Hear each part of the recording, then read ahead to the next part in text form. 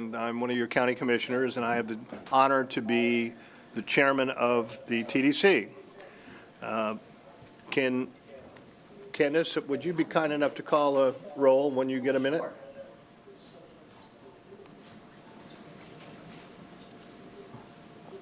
Commissioner Steele. I'm here. Julie Braxton. Here. Tom Hermanson. Here. Alex Liptrops. Here. Mayor Medina. I'm not sure if he's on the line. Samir Patel. Here. Wayne Sword. Here. Keith Winston. Here. Andrea Young. Here. Okay, thank you so very much. Do we have any disclosures on anybody that's spoken to anybody with a conflict of interest? I don't really think that we've had anything out there to have any conflicts of interest, but I'm required to ask that. So nobody's had any outside conversations with anybody that might be dealing with this agenda today? Hearing none, that's great. Now we need to elect the 2024 vice chairperson. The floor is open for nominations. Sir? Absolutely, Andrea, please. If I may, please, I'd like to nominate Tom Hermanson. Thank you so much. Is there any other nominations? Hearing none, all in favor of Mr. Hermanson, say aye. Aye. All opposed? Motion carries, and Mr. Hermanson is the vice chair. Thank you so very, very much.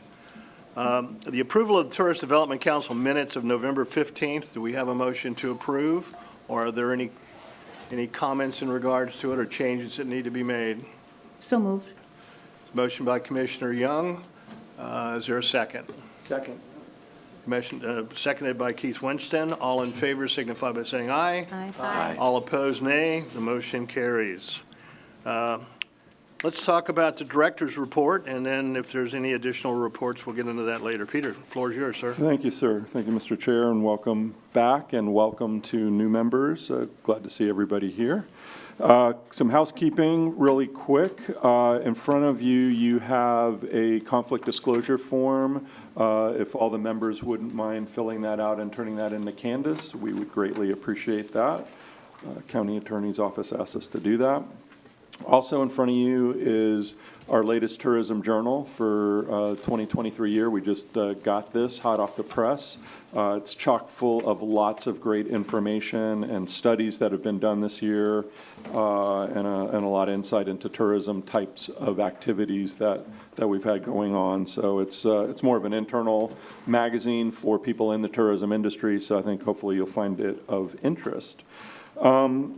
Those of you who've been on TDC before will know this, but for some of the new folks, in your packet you will see STR reports, tourist development tax reports, and our budget.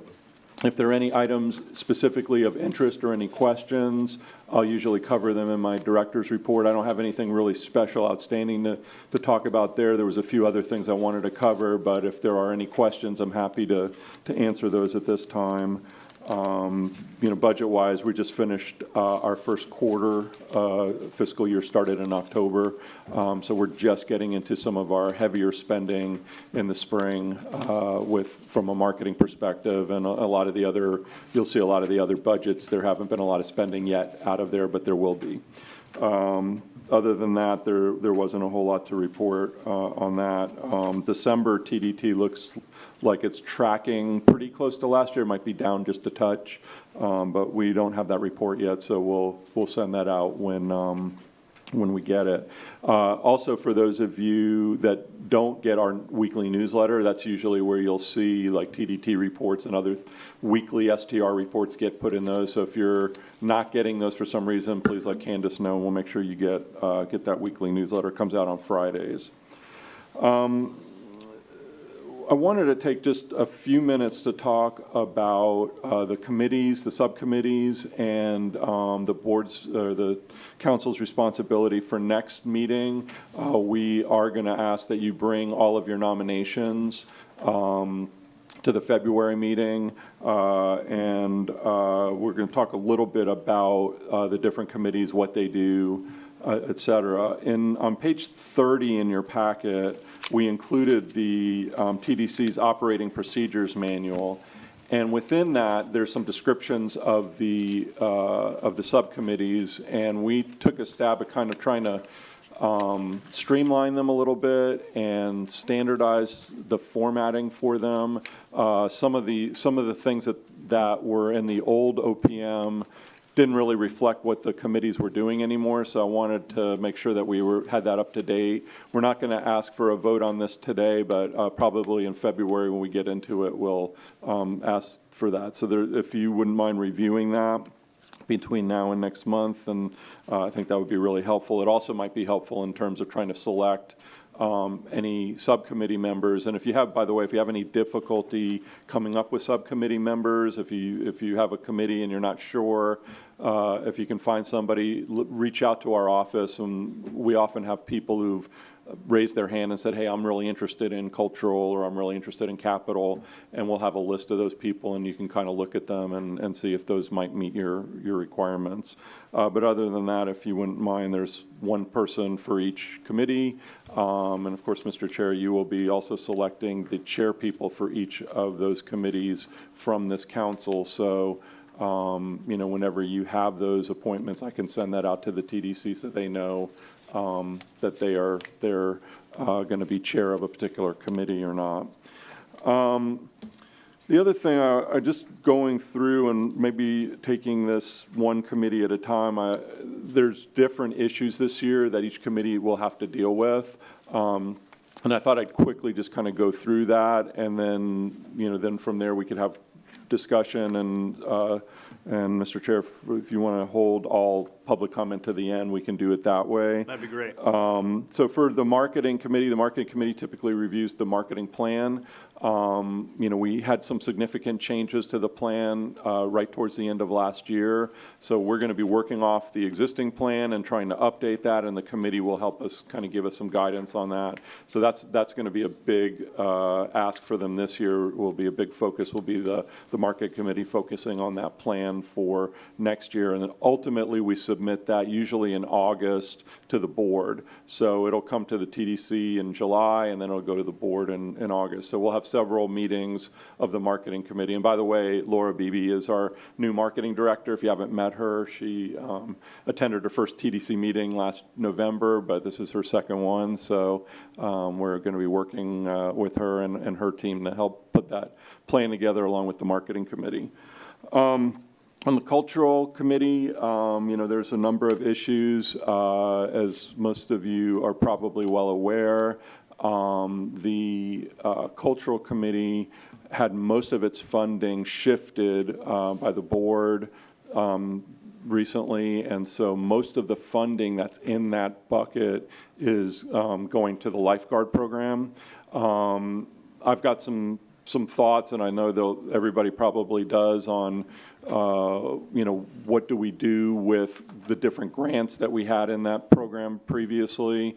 One of our thoughts, and again, this is something that the TDC and the Cultural Committee can deliberate on, but one of the thoughts might be to use some marketing dollars to help those events with marketing activity, so we can promote those events and try to uplift them a little bit.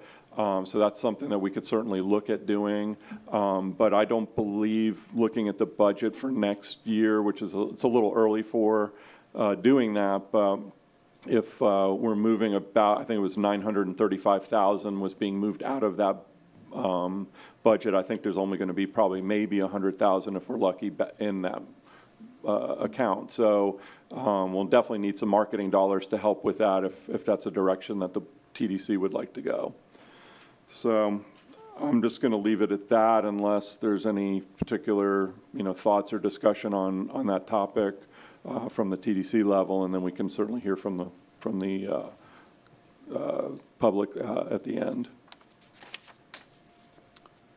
I've got a question for the commissioner. I wasn't at the meeting, but with the direction from the commission to allocate the reserves from cultural to lifeguards, that's kind of a one-time thing because it cleaned out the reserves. Has there been subsequent discussion as to ongoing funding? No, there really hasn't. This was an issue where we saw danger to the general public and danger to our tourists and 375 to 400 people being pulled out of the ocean and 14 to 20 people dead. So we felt like it was necessary to move forward with something that was, in our opinion, a priority. Just by the way, I don't think anybody on the commission really thought that day that would happen, but it did.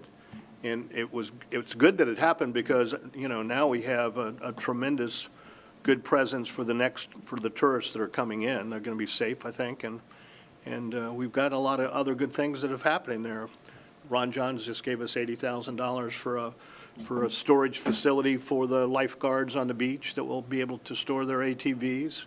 We're going to have another contribution from the Endless Summer Foundation, which is also part of Ron John's foundation, to put 50 or so ground zero equipment things at every particular ingress and egress that goes to the beach. So we're going to have a lot safer beach to go to. So we have not had that conversation, and candidly, I'm in favor of cultural grants. So it may not have looked like it because I was one of the guys that, in fact, wanted to go with lifeguards. But I'm glad that we got back to being able to fund some of the things that we got funded. So I don't know where additional money would come from, but there's not been any discussion in regards to that, All right, Mr. Vice Chairman. thank you for that clarification. It looks like there's a fiscal year budget estimate for the cultural fund, 1446 of $1.8 million. So depending on how much of That's for that this is, fiscal. that's for this coming fiscal. So the money, so we awarded $530,000 for cultural event grants this year, $100,000 for major events, and then 200, I think it was like 205,000 for BCA. That comes out of that 1.8 million, and then on top of that, the board shifted 935,000 out of that. So it doesn't leave a whole lot left out of that 1.8. Well, I see, if I'm reading this correctly, you have budgeted and potentially will grant $530,000 for this That's been budget year. done. That's been done. That's been done done. and dusted, yes, sir. Okay, Yeah, and we then- don't, and normally then- when we do grant awards, we do them for the next fiscal year. So Right. we've already, this year is already completed, Right. yes, sir. And so hypothetically speaking, if the transfer to Ocean Rescue stays the same, Then there's nothing Hypothetically- available for next year, yeah. well, if it stays at 930,000 and we're generating 1.9 million, isn't there $1 million potentially for next year? Budgets, No, that was Revenue staying including the same? carry forward, so that, yeah, it's only about $1 million we generate new money each year. new money, because Yeah. it's 5% of 25 million, 1.2 It's million. 4% of 27 million was what it was budgeted Okay. this year, yeah, Okay. yeah. Well, I'll, without getting too long-winded, put in my 2 cents. It was before my time, but I was told by the people that were instrumental in actually getting the tourism tax passed. It failed at the first 2 referenda in the early 90s, and it was put out to again, I believe a second, maybe third time. You have to check the history.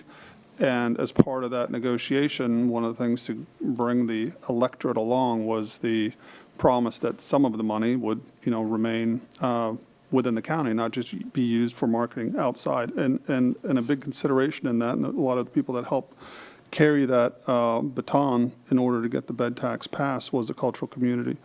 And originally, as it was intended, that was not, necessarily tied to metrics with respect to heads and beds. It was part of what tourism was supposed to give back to the local community. Now, in the 20 years I've been involved, it has pendulum has swung from simply marketing support directed through the TDC, from cash grants to marketing support, back to cash grants, and now potentially we're discussing marketing support. As a TDC member, I'm supportive of the original intent of those marketing dollars. if it's the commission's will to, divert those funds for ocean rescue, I'd still be supportive in some capacity of supporting the cultural organizations, even if we swing back to just supporting them via direct marketing efforts through the marketing fund. Thank you, Mr. Vice Chairman. Peter, what else? Okay, yes, sir. Moving on. The next committee is the capital facilities. So for capital facilities, there's some pretty specific guidelines that are laid out in the state statute and the county ordinance as far as what kind of projects these can be used for. The committee reviews both grant applications, and then from time to time there are out-of-cycle applications that come along. I am aware of 2 projects right now that are going to be seeking funding. One is going to be out of cycle, and that is the Veterans Memorial Park Amphitheater. When they went to bid, they had received a capital grant 2 years ago. When they went to bid on their project for the amphitheater, it came in way, way higher, as all construction costs have seemingly done the last couple of years. And so they're coming back for an ask. I'm not sure exactly how much. Initially, I'd heard 1.2 million, but then later on, I heard maybe more than that. So that's one area. There's about $7.5 million in that fund that's unallocated right now, so there are some funds that would cover that. The other big project, which I think a lot of people have heard about in the county, is the potential of a rail station from Brightline. Brightline is not going to pay to build that station, though, so if we want to stop here in Brevard County, it's going to have to come from various sources of funds. The TPO, the Transportation Planning Organization for the county, is sort of leading the charge on that. They're in the middle of a study right now looking at the viability of a station. They have access to federal grant money. There's been discussions about state money, and then, of course, I've heard several conversations about could TDT potentially be used for that. So that's just a major project. I don't know if it would be this year or next year, but I know that that's somewhere in the neighborhood of a $50 to $60 million project, I believe. So that's one thing. But regardless, the committee will have to meet and discuss the available funds in there and look at any other applications that might come. So that's what that committee focuses on. The beach committee, typically the beach committee has focused on the Indian River Lagoon grant program. That was $1 million program. 2 years ago, for the first time, we awarded all of the $1 million to various projects. Some of those projects are being completed this year. They get 2 years to complete their projects.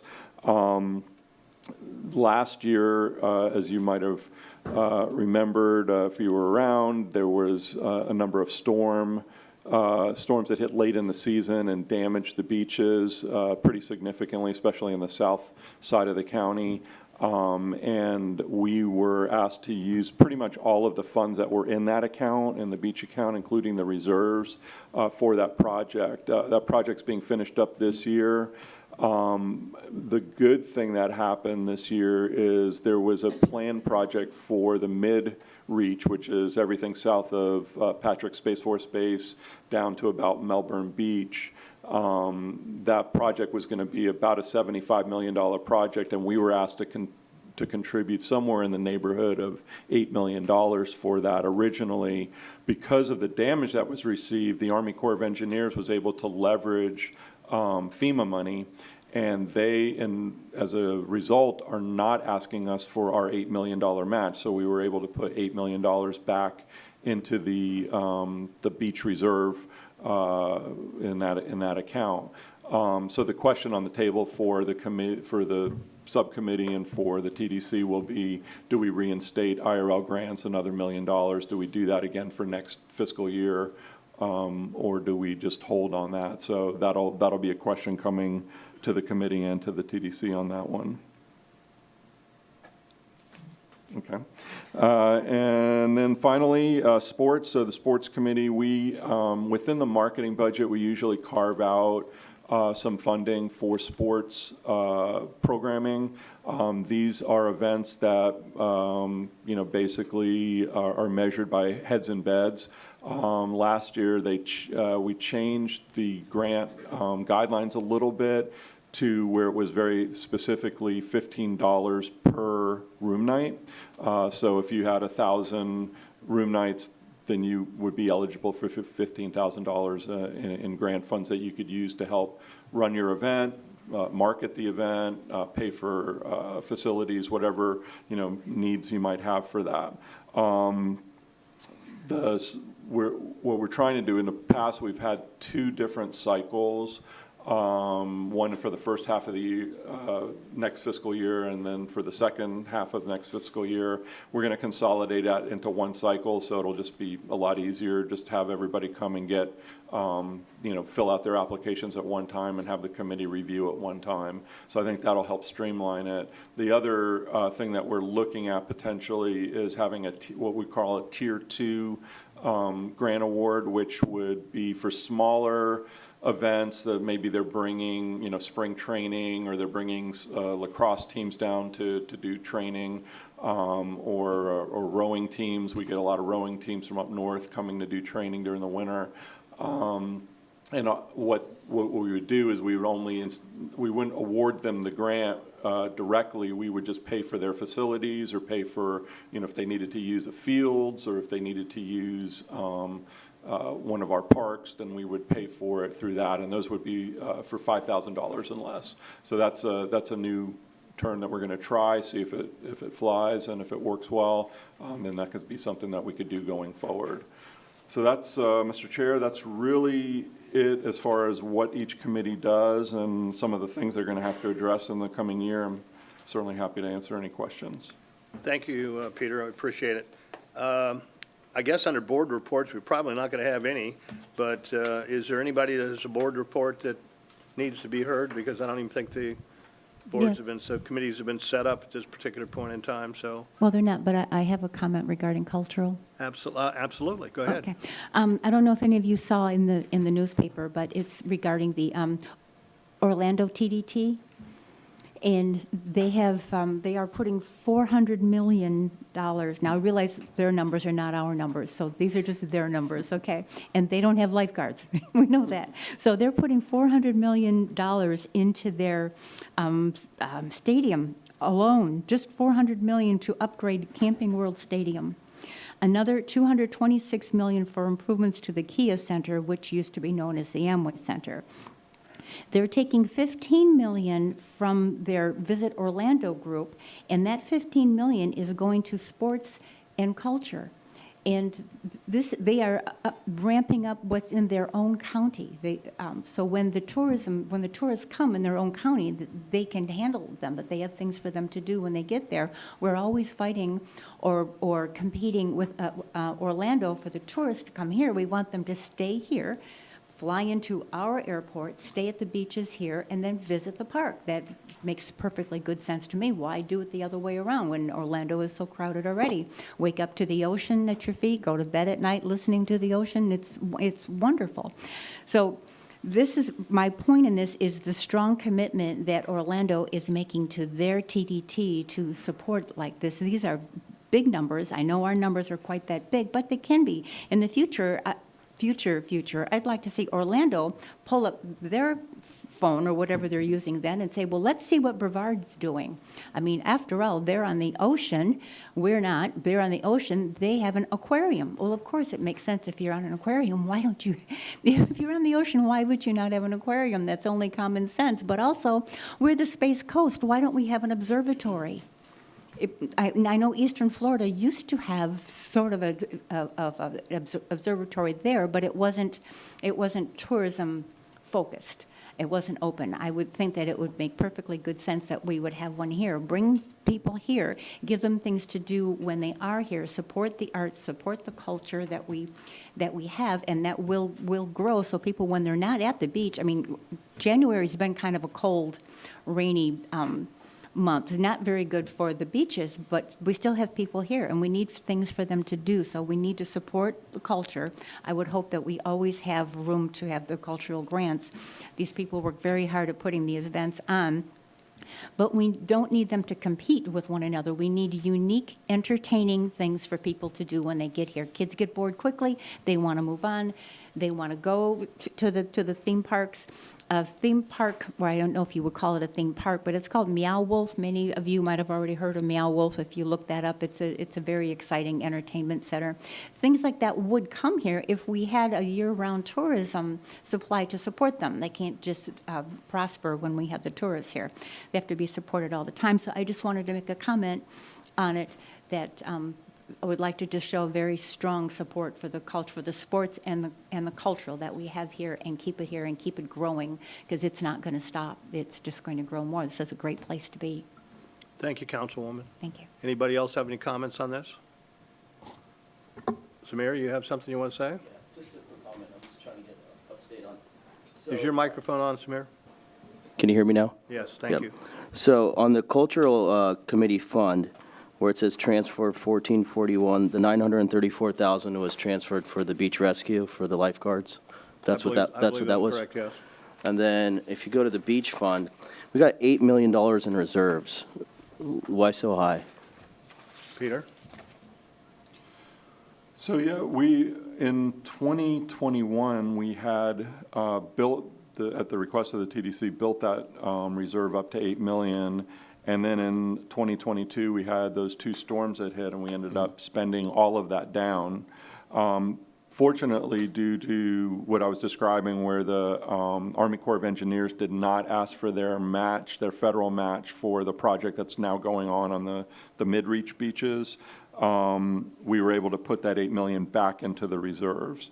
So doesn't mean if there's something that happens this year, knock wood, nothing happens, but if it does, we've got those funds in there. But these projects, just to give you a sense of the scope, so the project from south of Patrick Space Force Base to Melbourne Beach, that's a $75 million project. The project to repair the damage that was done to the South Beaches was a $25 million project. So these projects are huge. Right. And even though we're going to get, fortunately with the South Beaches, ultimately we will get probably about 85+% of the funds back from FEMA. We have to come out of pocket for those up front. So we always need to have enough money to do those projects whenever we're asked. So. Keith, please. Following up on that, I'm assuming we will do, I think every year we do an analysis on the beachfront because it's our biggest exposure. If we don't have sufficient funds, we can't restore the beaches, we don't have tourists, period. So You want I'm to assuming, borrow trying my to remember. soapbox? What's that? You want to borrow my soapbox? No, I just wanted to say, I'm assuming that, I don't know how, I'm looking at our expert in the room.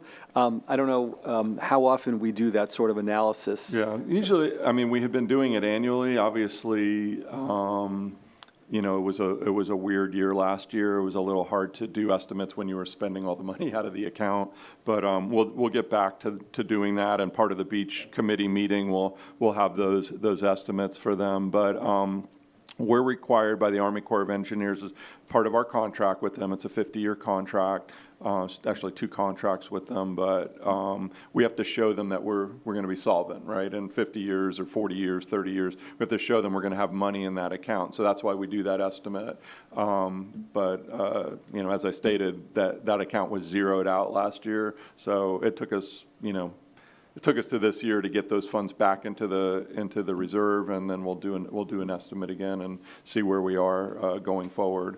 But these projects that we do, these major projects to put sand on the beach and replenish the beaches and keep the dunes healthy, these are tens of millions of dollars in projects, and usually we've been able to leverage every dollar of TDT with about $9 of state and federal funds. So it's a good ROI from the perspective that we're getting a lot of funding back from our federal and state partners, and then in the case of damage from storms, if we're able to get FEMA money, that helps as well. So we're expecting that some of those FEMA dollars that went out this year, last year, and this year, hopefully will come back to us. But it usually takes 2 to 3 years for us to get to get those funds back in the account. Any other comments? Keith, you got any comments in regards to the aquarium, where we are and things of that nature? Sure. Well, this is a seminal year for us. Our goal is to break ground later this year. And we have a couple things coming together. Our design process, we're in construction documents. Our fundraising, I think we just hit 75 million. And then, we're working with an outside financial advisor to put the financing package together. So we'll be able to give a much better view later this year of exactly where we stand with groundbreaking as those pieces sort of triangulate in. And hopefully we will stick to our schedule, and by the end of the year, ground will be broken. Good, thank you. I do have a small little report. I met with Brightline within the last week to 10 days, and the likelihood of us getting a station here is very, very high. So I can't tell you the private conversations we've had with them, but I can tell you that they're sending me the monies, they're sending me the information in regards to what the station will cost, and they already own the land there.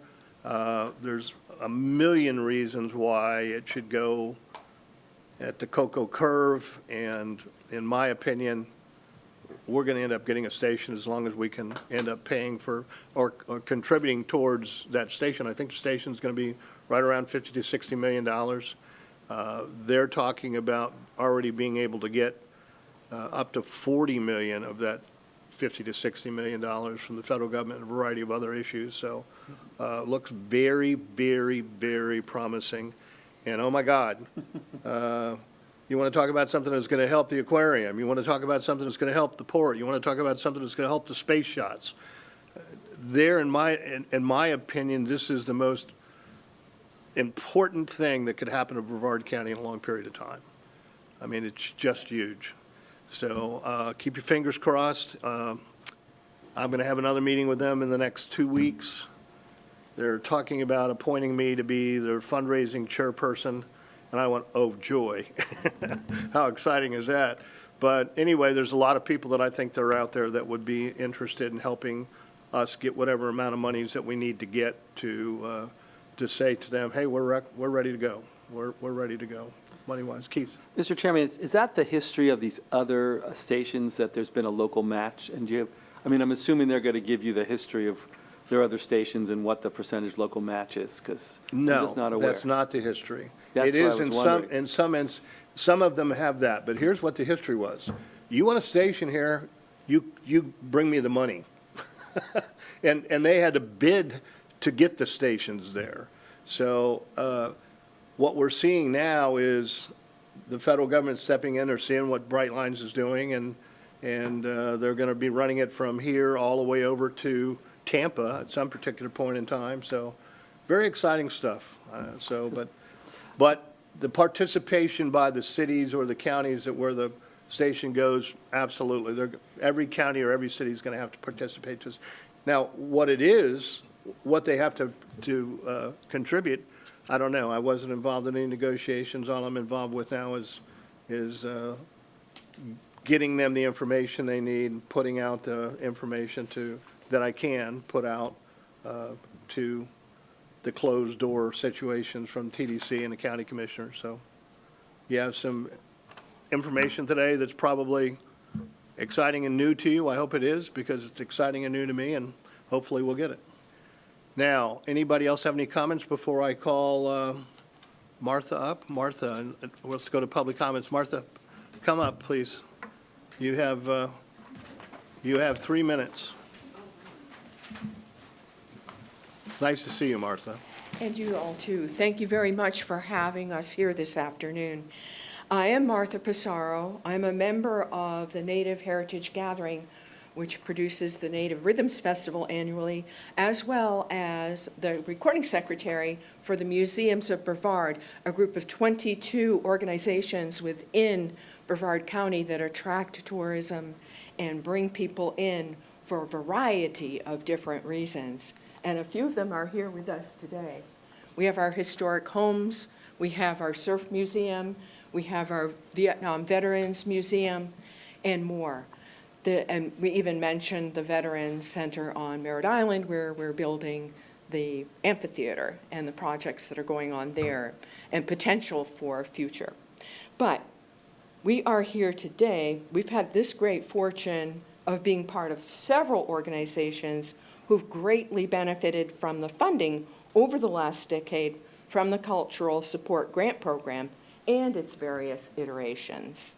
Today, I'm speaking on behalf of all of our incredible arts groups here in our county.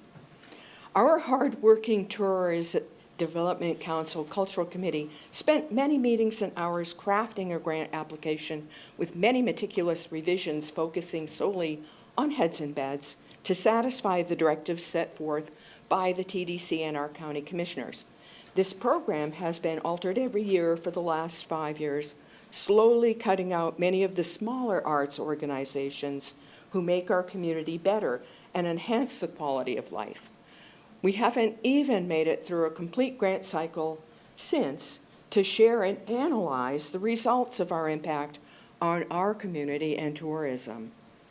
We understand that you have difficult decisions.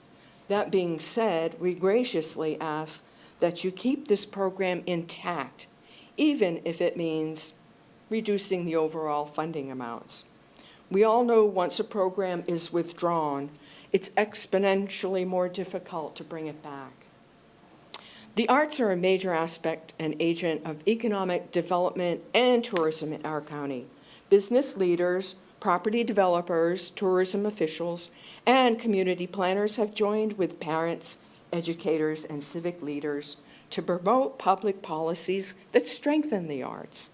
They do so because they recognize the benefits that accrue to communities when the local government helps to foster a robust arts sector.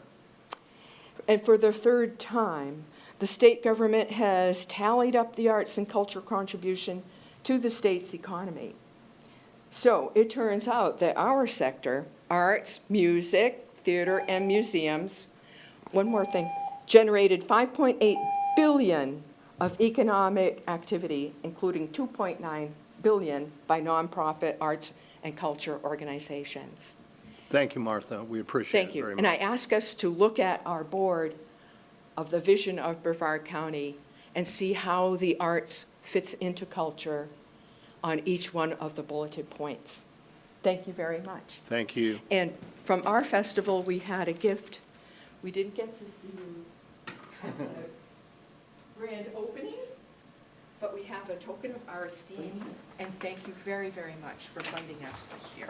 Welcome, thank you. Thank you. Before we consider a motion to adjourn, we've got some new people here today. So, Alex, why don't you introduce yourself and tell the folks where you're from and just a little bit about you so the rest of the TDC can know. Absolutely. Thank you. Honored and privileged to be a part of this group. Alex Littress from Cafe Margot Restaurant in Cocoa Village. This is year 36 for us there now. So we certainly love Brevard County.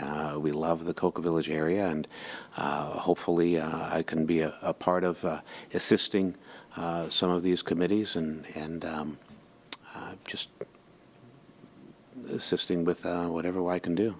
Well, we appreciate you accepting the invitation to come on the board. Thank you so very, very much. Julie, how about you?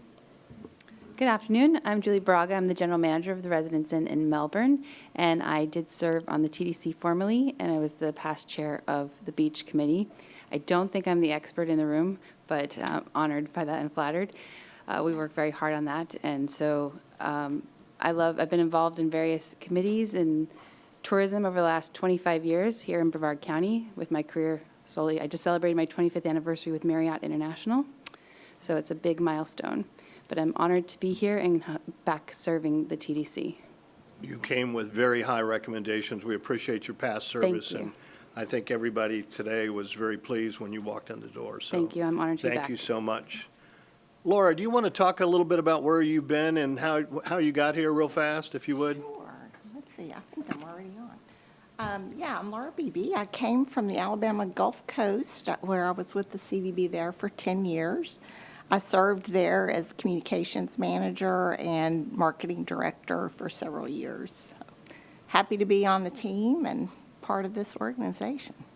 Well, we're looking for big things from you, Laura, so we're going to need all the help you can get. Now, Samir, you're a new appointee, so why don't you tell everybody a little bit about you? Yeah, thank you. Grew up in Merritt Island, been here my whole life. Second-generation hotelier. I served on several committees, but not the actual board. You know, took a little hiatus because I actually had to go to work, too.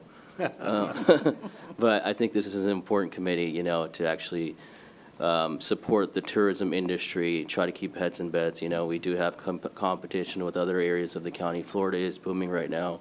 You know, hopefully all the hotels are doing well, and we want to continue that. And we want to make sure that our funds are allocated in the right direction to continue to make it grow. Thank you so much. Peter, you want to tell us when the next meeting is? Candace, help me. Is it the February 24th? Is that right? 20? Sorry, in your packets. Thank February you. 28th, good. Thank you so much, February 28th. Yeah, in your packets, actually, pages 44 and 45, I put all the committee meeting dates and then the TDC meeting dates, as well as the Board of County Commissioner meeting dates, just so you know when certain things may go on to their agendas. So, 28th, yes. Now, I'm going to give everybody my cell phone number, but let me warn you that the Sunshine Law is in effect with any discussions in regards to things that will be coming before this board. You may call me if you want to talk about a variety of other things that may be on a county commission or something of that nature, but we cannot discuss any business that's coming before this from the TDC. My cell number is 321-258-8993. All right. Now, nothing more before the board today. I believe that's it, sir. Okay, do I hear a motion to adjourn? There's a motion by Keith to adjourn, Second. seconded by Vice Chairman Hermanson. All in favor signify by saying aye. All right. Thank you very much. Motion carries. The opinions expressed by any member of the public during any period of public comment do not necessarily reflect the views or opinions of the Board of County Commissioners of Brevard County, Florida, Space Coast Government Television, or the program sponsor, and are solely those of the presenter. The Board of County Commissioners of Brevard County, Florida, Space Coast Government Television, and the program sponsor hereby expressly disclaim any and all responsibility or liability for any defamatory or slanderous statements expressed by any member of the public during any such period.